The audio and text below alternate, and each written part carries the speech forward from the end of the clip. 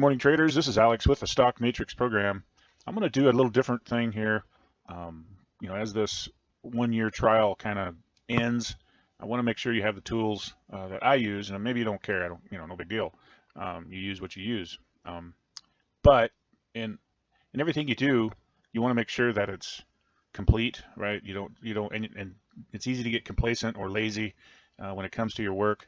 Again, you got to treat trading like a business. And then the more you respect the losses and fear the losses, I think the better one becomes. Again, if you keep it manual, like a robot would, again, that's why these algorithms tend to work, is because they have no emotion. And it takes emotion out of the equation. Anyway, this is the X account, kind of my standard intro. I did some commodity updates and along with the trades. We did have quite a few trades. Again, I'm not getting into that here today. Let's move to what I'm getting to. Okay, on the StockMatrix program, again, the matrix part of it is what I would consider WD Gann's hidden secret. Again, back in his day, there wasn't a lot to trade, right? So the information you put out could change your market. Back then, there was some commodities and a few stocks, right? So WD Gann and everything is, you had to send a letter out. So nowadays, there's so much to trade. I don't think you're going to influence a market by information too much anymore. Now, obviously, some big traders are trading on certain data points, whether they know it or not, I guess. But the solar eclipses is one of the secrets that Gann held close to his vest. Again, all his big forecasts, and you can go back and look in his books that he published, was 90 degrees after the solar eclipse, or 90 calendar days, right? Kind of, sort of, give or take a few days. And now with options that we have, that's pretty important information. So again, that's part of, you see the stock matrix, right? Well, the matrix part is the solar eclipse plus time. And here is on these 17 select stocks that we have: NVIDIA, Meta, Google, Coke, Microsoft, Amazon, Apple, Tesla, Lynn, ED, Adobe, IBM, BK, PJ, JPM, Coinbase, and Cintas, right? Those are the 17 select stocks that I picked. After doing this, I would get rid of a few because they're not fast enough, or they're too jerky, right? But again, I didn't know. I just went through and picked the higher volume ones, and I wanted some that had a lot of data, because again, I'm a data guy. The only one that I didn't treat that way is Coinbase, because I wanted something that followed Bitcoin. Again, there's really no options on Bitcoin that are feasible yet, right? You got to open up a separate account, and and you're always a little concerned that it's legit. Some people have those accounts set up, and that's great. I'm going to assume that most of them are like me. I don't have a Coinbase account, right? You can trade specific, cryptos and whatnot, but you can't trade the options there yet. Anyway, this is the solar eclipses since back in 2022, and they're kind of percentage gains. And we're going to review the charts here of the current solar eclipse here in a second. But you can see the differences, and again, if you're a buyer only, which I'm going to say 95% of you are, you don't ever sell it or buy puts. Your 401k doesn't allow you to sell it. Now, again, most 401ks you will be allowed to buy puts, which again, you make money on the way down. Even you have to kind of set that up, but most people can do that, because again, you're not going short anything, right? You're long the put. Anyway, most people don't do that. So again, if you're a buyer only and you're waiting to buy a break, you can see that some of these percentage-wise make sense, right? Now, again, the solar eclipse divides a year in half, basically. So it's a biannual look at it, on a chart, or on this format, you can see, there's almost a year between April 20th and April 8th. So again, that's a year, and then the solars divide it in half. Again, you lose a moon period every year.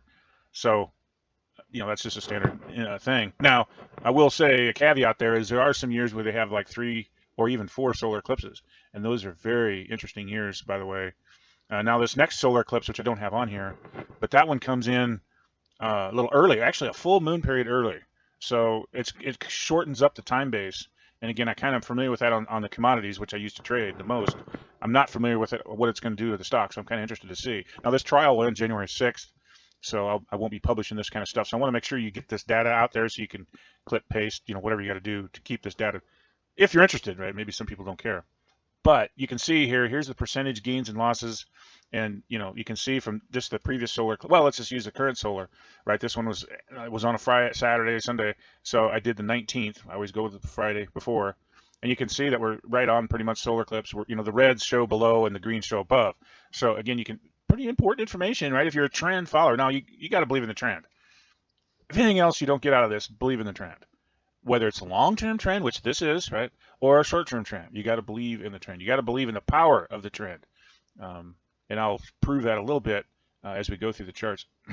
But anyway, you can pause this, look at it, review it, maybe clip it again, or you can put it in your own spreadsheet to keep it, because again, I won't be posting this stuff on these particular stocks probably after this. So, all right, let's review the charts real quick. Okay, I'm set up here. We got in the video. Now I went ahead and drew in the solar eclipse line. This pinkish dotted line right here is the solar eclipse. And if I forget to mention it, I marked it again since it was on the weekend. This next day is important as well, right? Because I always take Friday, but sometimes the next day is just as important, if not more important. But again, the point here that I'm trying to make, for one, the market tends to come back to this level. You can see it's an important level either way, right? It's kind of in the middle of this chop, and if you added all the volume, this is probably the area that it would be. So again, you can see we've tested it 1, 2. We'll call this one 3. This is the 4th time. Again, it went through it, closed back above it. An area of tradability, right? And there's a component to the matrix, right? 66 days, market days, is how I trade it, right? So then you take divisions of that. I take divisions of 11 because it kind of lines up with the moon, similar to what we trade with on the StockMatrix. So to keep it brief, right, 45 days is November 3rd. So you might want to write that down. Now the 90 degrees, which completes the matrix, and again, we're Gann used to forecast as big bull markets on steel or whatever. December 18th is 90 degrees or ish, right? 90 degrees depending how the quarter sets up. But we'll just call it 90 degrees, 90 calendar days, December 18th, 2025, give or take a few days, right? Just keep it real.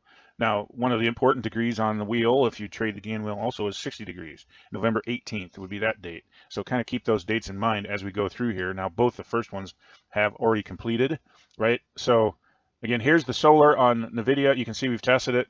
November 18th, or November 3rd, excuse me, was this secondary high here, right? So again, it worked pretty good. Again, the halfway point, right, of the matrix or the 90-degree period. And then November 18th was right in here, this low day, and we've now taken that out, which is important, right? When you take those time frames out, or like right here, you took out the solar eclipse. That's pretty important. All right, let me move on to Meta, one of the uglier ones. Now you can see that here is the solar, again, this little red arch thing, and here's your solar eclipse close. We have never tested it, so pretty important. And again, this saucer bottom, can think of it, is important, right? It was a pretty good saucer, and then once it failed, though, of course, it failed on some ass gap because the AI does not work.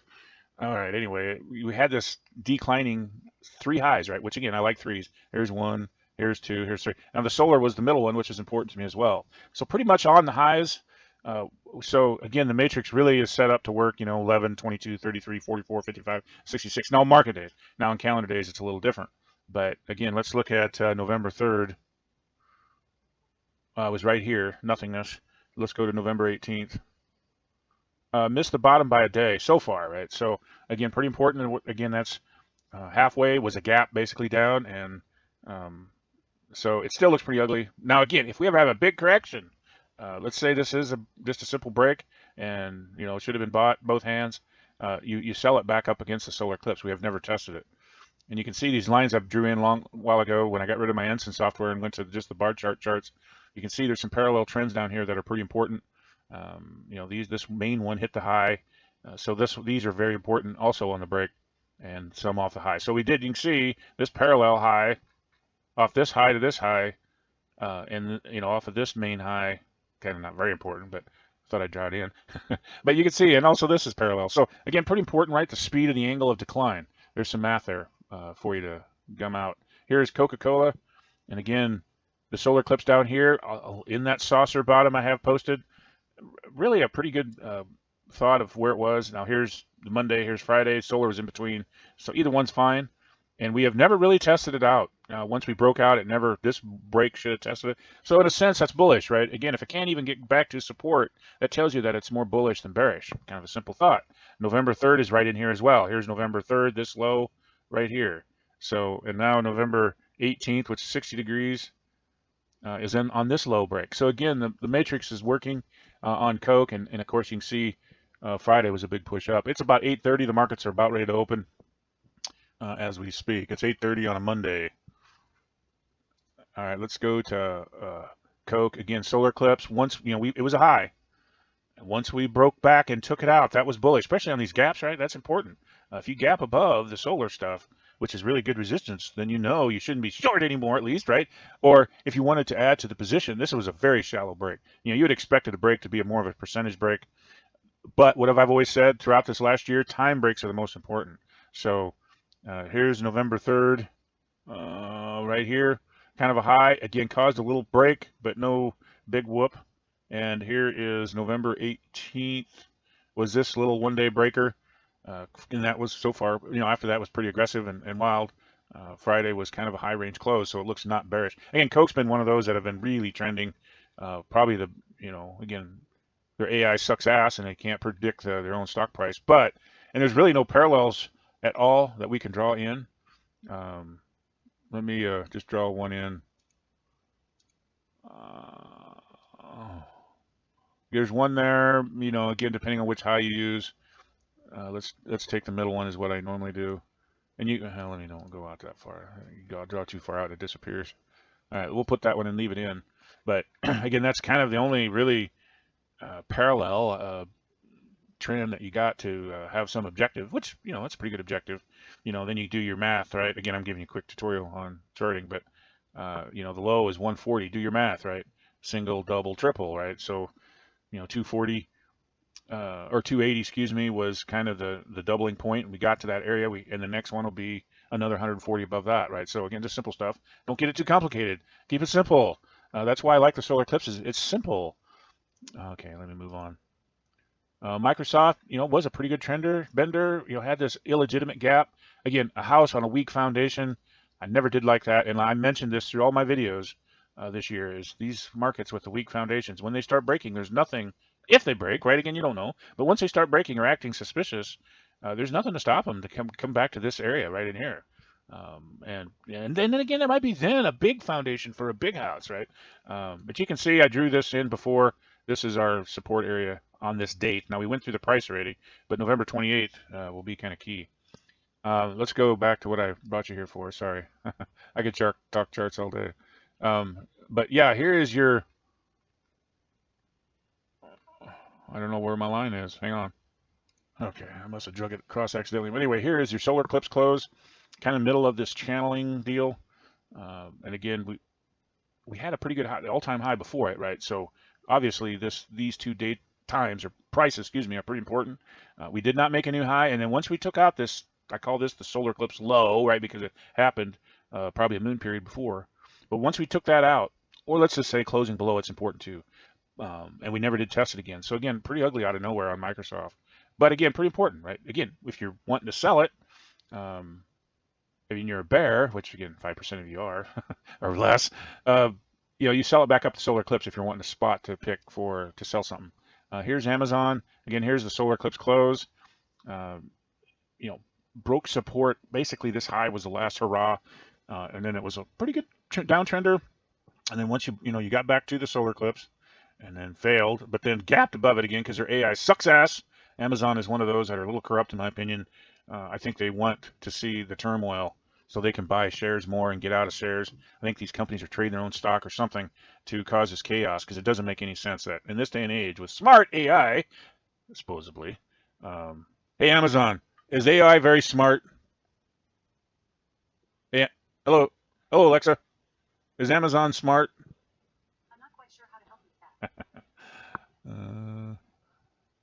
Hey, Alexa, is AI smart? Sorry, I don't know that one. She doesn't know either. Oh, well. Anyway, I'm getting sidetracked. It pisses me off. These gaps are just uncalled for in this supposedly AI world. Unless they want it, right? Who the programmers of the AI platform want these gaps. Only thing that makes sense. We never had these gaps during the week. No reports even, and you get these gaps up. Again, they should predict all that if they're smart. Anyway, you can see that we broke back below it. Vulnerable now, right? Again, the StockMatrix index, right? The index, or the average of the 17 select stocks we have is at about the lowest we've been since June. Now it's taking 100 shares time, and there's some that just made new highs, right? So pretty important. The trender that we have is getting bent. Again, you bend it. Hopefully, it don't break, right? That's always the concern. Now, again, that's why I like options. I don't have to worry about it. Now, you'll still lose if I have all calls. Now, the system has over more. We have about 70% puts on right now, so it's kind of going with the bender. Here's Apple, one of the stronger ones. And again, you can see here is the solar eclipse close, right? Again, it gave you a chance to buy it back there, fill in the gap, cover the close. Also, the solar eclipse for those that are in the know. Now, here is the day after, right? This was Friday, this was Monday. The solar eclipse is in between. So both are pretty important. But you can see that once we got above the solar eclipse close, right? This little action here, the potential high, right? You didn't know. Once you got above that, it was pretty friendly.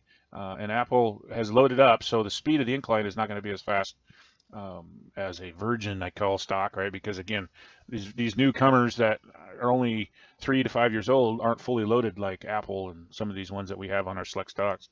Here is Tesla, again, solar eclipse close. Again, I want to review this for you so that when we're done here in January, you have the tools. If you like what you see, maybe you think, oh, it's all smokes and mirrors, chart art, as I used to call it. But anyway, here's the solar eclipse close. Again, it kind of struggled, and I mentioned this through the whole deal. This little peak high here was a what I call a bull trap. So I expect now, for every action equal but opposite reaction, I expect a bear trap now on the downside, wherever it might be. Maybe that'll be down here at these lows. But you can see that we're below it now, and we yesterday or Thursday we popped back to the solar eclipse close, so it gave you a chance to sell it back there. So I find that pretty important. Again, and then it failed. It didn't just fail a little bit. It miserably failed. It actually fell apart pretty freaking hard. And again, here's some longer term trend lines, simple stuff, no mathematics to them. Might be, right? I just didn't do the math. The bar chart trend lines are a little more complicated to figure out mathematical than my Ensign software used to be. But again, I don't want to pay for Ensign anymore, so I'm done with Ensign.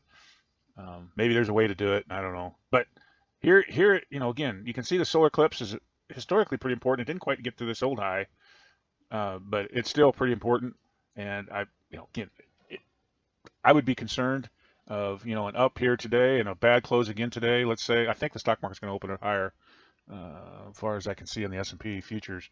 Let's go to Lynn. I'm trying to keep this short. Sorry. Here is, again, your solar eclipse close was up here near the all-time high. So, well, not all-time. No. Here's your all-time high, I believe.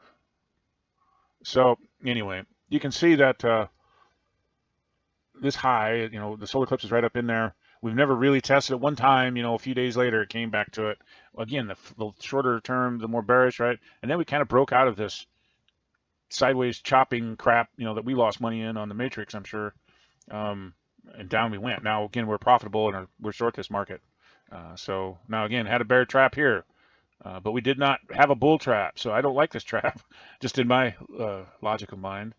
And you can see that there's some parallelness quite a bit. It's a high dollar stock. I believe it's a hydrogen play. I could be wrong, but you can see that this chopper here, either is got 3 highs in place, so you got to be a little concerned of a longer term bear, like a serious bear. This is serious highs. Now, if you're a bull only and you just scoff at every potential bear high. Which you have the right to, because again, the bulls have been successful. Government's been protecting the stock market I've been trading for 4 decades, going on 5. They've always protected the breaks, right? The stock market's protected. Commodities, fuck, they give a shit if wheat goes to the buck. Crude oil went to negative $40, right? They don't care about commodities, which again is really the most important thing. Again, the farmers make money, and the people in the interior of the country make money. It expands outward, right? So you want to protect your farmers because they spend money. They buy new tractors and combines. It costs $1 million now, for Christ's sakes. Anyway, here is ED again. Been a really good trader, but it's a little slower, right? I would have probably one of these. I wouldn't have probably put in the system because it's too slow. Now it's good for longer term platforms, even longer term than the matrix, right?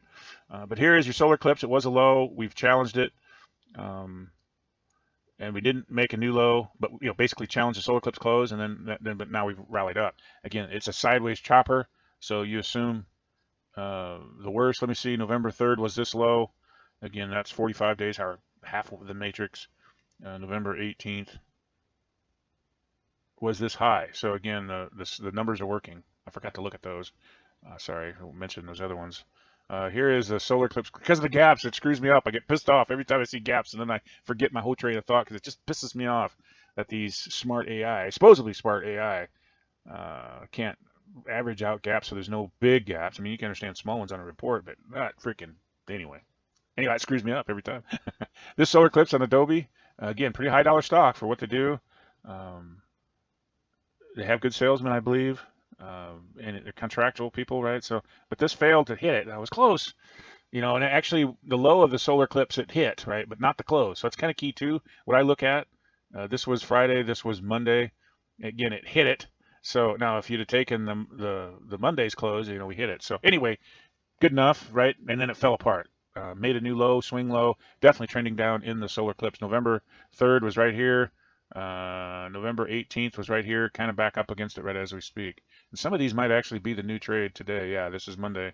It's about 8:46 on I think we get a 10-minute delay with bar chart. Anyway, here is IBM. Again, the cheater of all cheaters. These ranging freaking moves are just uncalled for, just as bad as gaps in my opinion. Again, gap down here, closed up here, really? What the, AI should be smart. I'm getting off track. But what did we do? We went back to the solar eclipse. So it made sense on that basis. Again, I don't think I'd have, not even though I think we made money in IBM so far, I think it'd be more of a shorter term platform, actually, maybe a day trading or a 2-3 day trading platform versus the quarter moon platform that I'm using on the StockMatrix. November 3rd, was this low? Well, actually, it was this day, so it was a day off. Of course, had to be a gap. November 18th, the 60-degree missed this one also by a day off.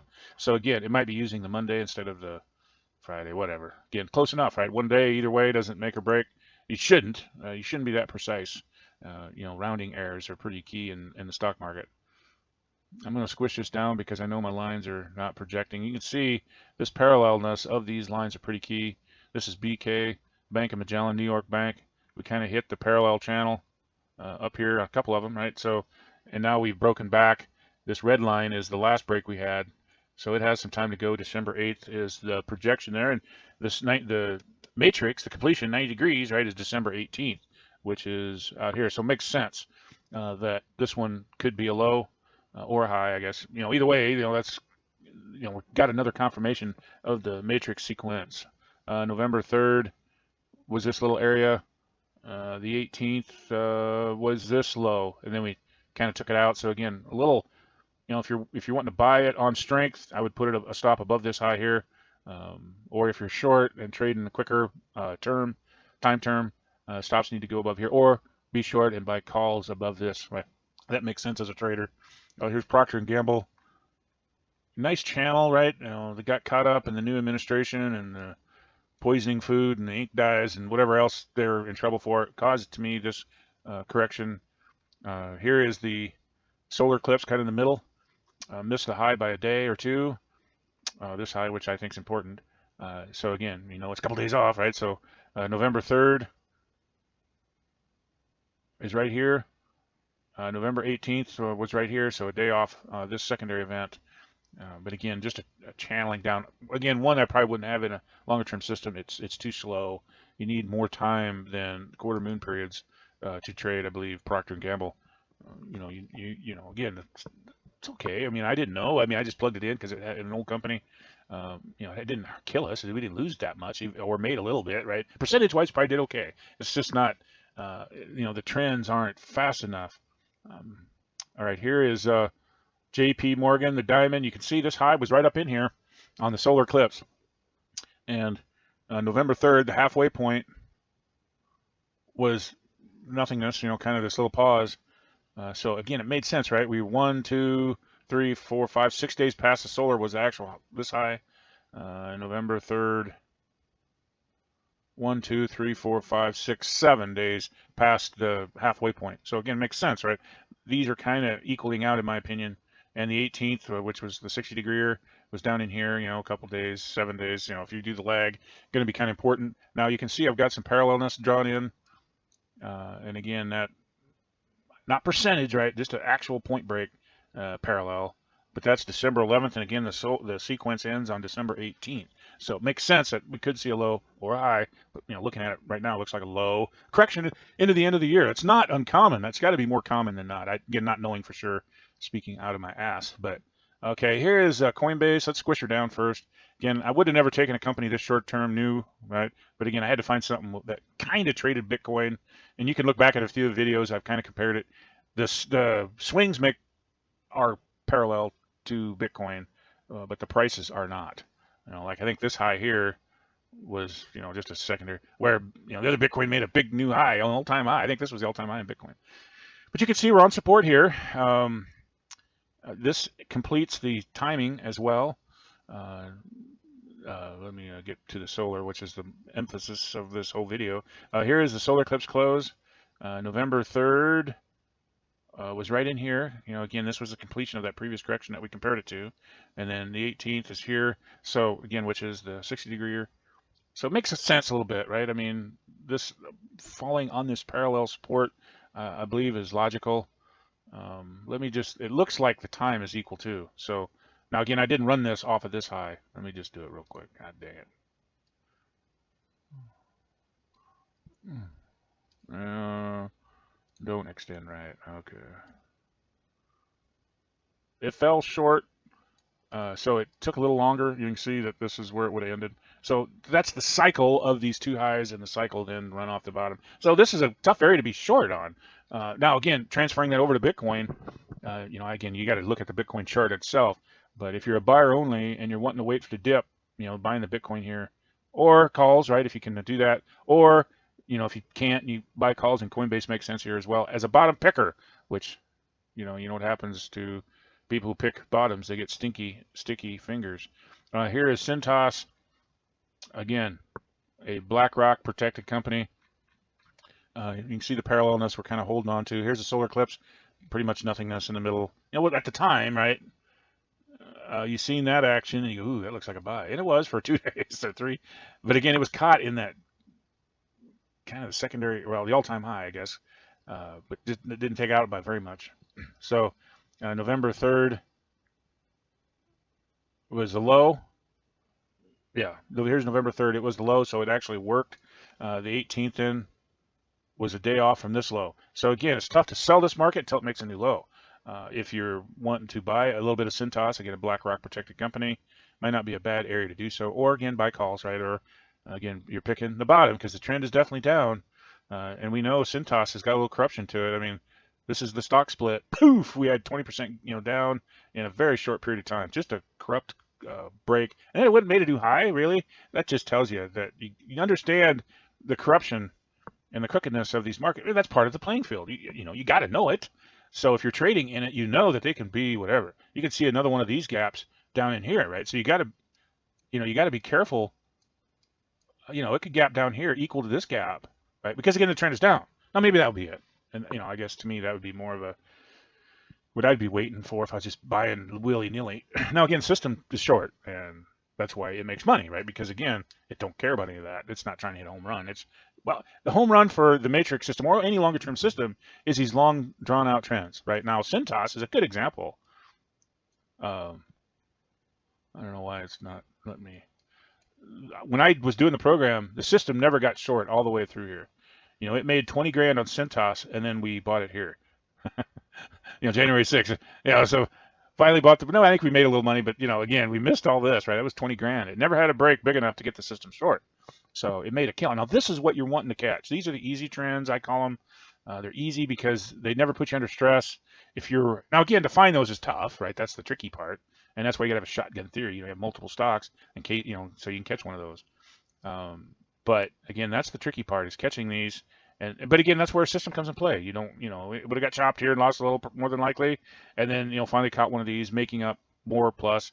Then these trends have been actually, we made money on Cintas because these trends have been long enough, and then it broke right away. So again, we went from making money to the up, and now we're making money in the put. So again, and some stocks or commodities or cryptos or whatever are better than others to trade like that. Sometimes they're more day trading, like IBM, in my opinion. All right. I'm going to let you go. Again, you can review this and review the rest of the videos if you're new to the channel. I kind of go through the charts more and how the matrix is set up. But again, everybody have a good holiday. Good turkey day.